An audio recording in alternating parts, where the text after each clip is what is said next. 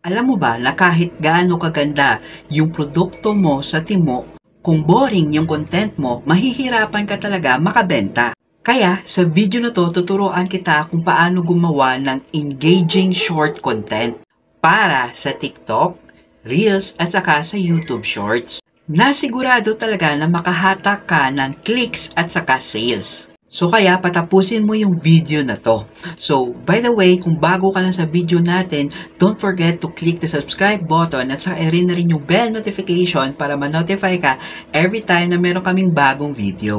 So kahapon, tinuruan kita kung paano ka pumili ng best-selling products dito sa Timo. Ngayon naman, yung focus natin is paano gumawa ng engaging content na makatulong sa'yo mag-boost ng sales mo. Tandaan mo ito na sa affiliate marketing, hindi sapat na meron ka lang link. So, dapat meron kang ginagawa na grab attention na content.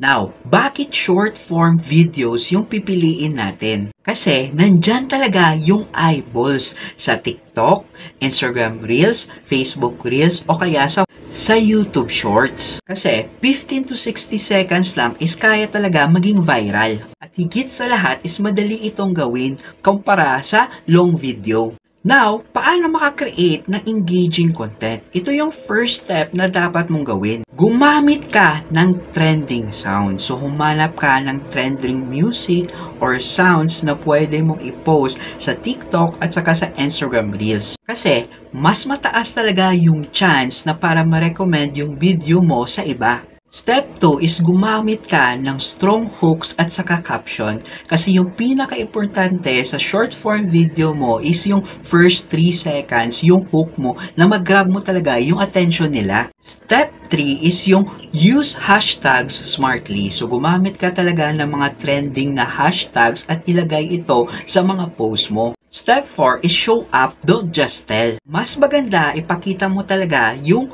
mga products gamit yung pictures, screen recording, or actually demo talaga. Hindi puro salita lang. Kasi tandaan mo ito, visual is equals more engaging. Pero kapag wala ka pang on-hand na product at hindi mo talaga gusto makita yung mukha mo sa mga video, meron akong solusyon dyan. Actually, meron akong ginawa tutorial kung paano makakreate ng video gamit yung link mo at gumawa nito. Okay, na hindi pinapakita yung mukha mo at saka picture ng products na pinagsama at pinasalita mo kagaya nito. Okay? It's totally free yung guide. So, paano ka maka-access sa guide na to? I-click mo yung link na sa description na nagsasabi paano gumawa ng AI marketing video para ma-boost yung income mo sa affiliate marketing. Now, proceed na tayo sa paano mag-add ng affiliate link mo. Okay?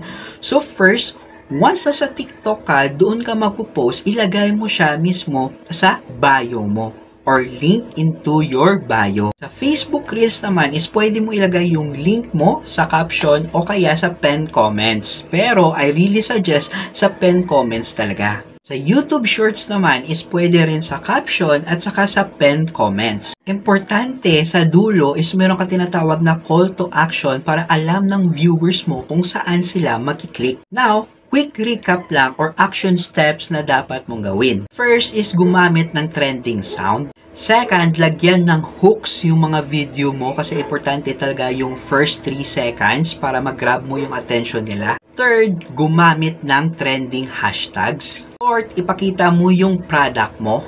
Fifth at pinaka-importante is maglagay ka ng affiliate link at sa mga video mo dapat merong call to action para maturo mo sa kanila kung saan yung affiliate link mo. Kaya kung gawin mo ito consistently, as in ginagawa mo ito palagi, tataas talaga yung sales mo sa Timo Affiliate Marketing. Kaya kung nakatulong yung video na to para sa'yo, don't forget to click the like, share, and comment below.